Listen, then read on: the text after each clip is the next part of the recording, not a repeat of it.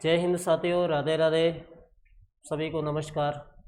देखिए, आज आपके बीच में मैं एक चौहान वंश में एक राजकुमारी जिसने शरणागत की रक्षार्थ हेतु अपना बलिदान दे दिया, उस एक राजकुमारी की एक छोटी सी कविता है, उसको आपको समझाने का प्रयास कर रहा हूँ। आज हम बात कर रहे हैं रणथंभौर दुर्ग की, जिसके बारे में भी अबुल फजल को कहना पड़ा कि अन्य सभी दुर्ग नंगे हैं लेकिन यह दुर्ग बख्तर बंद है। एरण दुर्ग था। दुर्गों में अगर हम पूरे राजस्थान में देखें तो द्वितीय स्थान अगर किसी दुर्ग का आता है तो वो रणथंभौर का दुर्ग है।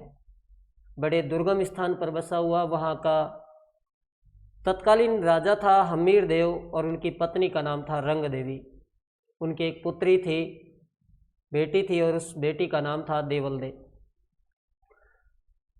हुआ यूँ था कि हमीर देव के, यानी ये कहे कि रणथंभौर के ऊपर खिलजी जो वंश था उसका एक शासक था अलाउद्दीन खिलजी, उसने आक्रमण कर दिया। अब जब आक्रमण कर दिया तो इस बात को लेकर विवश हो गए पति और पत्नी, यानी हमीर देव और रंग देवी, कि भाई आक्रमण कर दिया, उसने दुर्ग के चारों ओर घेरा डाल दिया। तो उसकी पत्नी और पति यानी रंग देवी और हमीर देव दोनों आपस में बात कर रहे थे, अपने महलों में बैठे हुए थे और बात कर रहे थे कि यदि हमें बाहर जाना है तो बाहर जाएंगे तो भी मृत्यु होगी। पत्नी उनकी कह रही थी कि कब तक आप महलों में रुक सकते हो, आखिर को बाहर तो जाना पड़ेगा, और जो मांस से रक्त युक्त पानी है उसे हम पी नहीं सकते। तो दो ही काम हो गए कि या तो युद्ध करना होगा और हम छिपकर बैठ नहीं सकते क्योंकि रजपूती खून उनके रगों में दौड़ रहा था। तो हुआ यूँ था कि वो दोनों आपस में चर्चा कर रहे थे कि ठीक है, हम तो युद्ध करते हुए वीर गति को प्राप्त हो जाएंगे, केसरिया कर लेंगे। रानी ने भी कहा कि हम भी जौहर कर लेंगे, लेकिन उनकी एक बेटी थी देवल देव, उसका क्या होगा। आज उसी का जो एक मार्मिक दृश्य है, मैं आपके बीच में एक कुछ कविता जो बहुत पहले किसी राजस्थान बोर्ड की किताब में हिंदी में चला करती थी, वो आजकल देखने को नहीं मिलेगी और आपको यूट्यूब पर भी देखने को नहीं मिलेगी। तो मैं वो पंक्ति आपके बीच में बता रहा हूँ, अर्थ समझाते हुए भी आपको बताऊंगा कि हमीर देवरी देवल दे सुंदर सी राजकुमारी ही, मायडरी आख्यारो मोती बाबुल सी राज दुलारी ही। हमीर देव की एक बेटी थी, नाम था देवल दे, और बहुत सुंदर एक राजकुमारी थी। वो अपनी माँ की आंखों का तारा थी, अपने पिता की दुलारी थी। होता यह है कि एक दिन संध्या की बागासु व लोट घराने आ रही, पटरानी रंगा दे बैठी हमीर संग बतला रही। एक दिन क्या होता है कि देवल दे बागों से घूम कर आ रही थी और उसने देखा कि उसके माँ और पिता बात कर रहे हैं, और जो बात थी वो उसके संदर्भ में थी। तो हुआ यूँ कि चर्चा खुदरी बाता में सुन देवल दे कान लगा बैठी। जब खुद की चर्चा सुनी तो उसने कान लगा लिए कि चर्चा खुदरी बाता में सुन देवल दे कान लगा बैठी, और चुपके चुपके सगड़ी बाता सुनने में ध्यान लगा बैठी। सारी बातों को सुनने लगी। कहते हैं दीवारों के कान होते हैं, ऐसा कुछ भी नहीं है, लेकिन हम लोग ऐसा मानते हैं कि उसने पूरी बात सुनी। और बात क्या हो रही थी, हमीर देव कह रहा था कि तद रणत भंवर गढ़रा ऊपर, तद रणत भंवर गढ़रा ऊपर रणरा बादल मंडराया हा, सुल्तान ए दिल्ली खिलजी सु गढ़रा जोधा टकराया हा। कि रणत भंवर का जो गढ़ था रणथंभौर का, उस गढ़ पर युद्ध के बादल मंडरा रहे थे।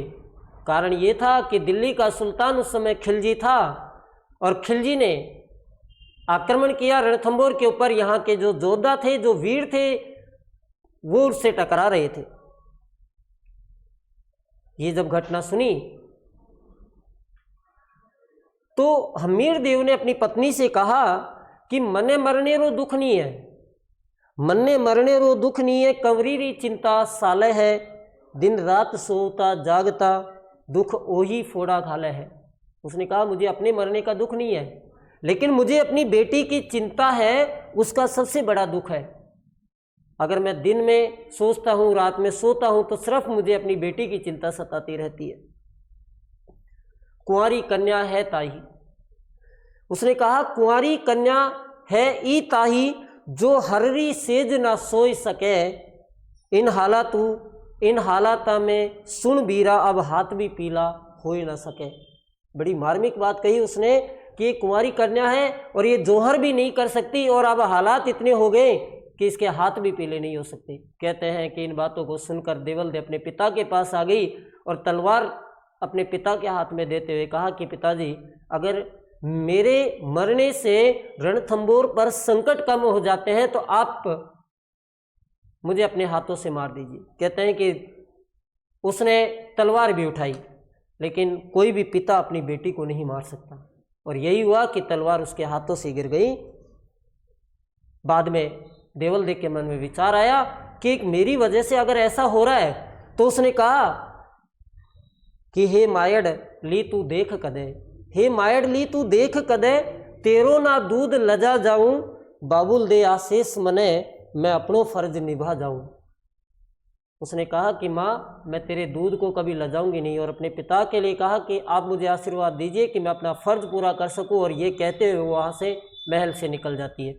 एक पद्मला तालाब था, उसके पास जाकर खड़ी हो जाती है और आपको पता है रणथंबोर में त्रिनेत्र गणेश जी का मंदिर है और गणेश जी को नमन करते हुए कहती है कि है नमन तने गढ़ रणत भवर, है नमन तने गढ़ रणत भवर, हे गढ़ गणेश त्रिनेत्र धाम, हटी हमीर री बेटी रो, ले मातृभूमि रो अंतिम प्रणाम। और ऐसे कहते हुए वो पद्मला तालाब में कूद जाती है और आत्महत्या कर लेती है। शरणागत की रक्षा के लिए देवल देव ने अपने आप को उत्सर्ग कर दिया, अपने आप की आहुति दे दी। तो दोस्तों, आप सभी कमेंट करके ज़रूर बताना ये कविता और ये पंक्ति आपको कैसी लगी। इतिहास के ऐसे मार्मिक दृश्य मैं आपको बहुत अच्छे सुनाने वाला हूँ शॉर्ट वीडियो के माध्यम से। तब तक के लिए जय हिंद, जय भारत। मिलते हैं एक नए सेशन में। धन्यवाद।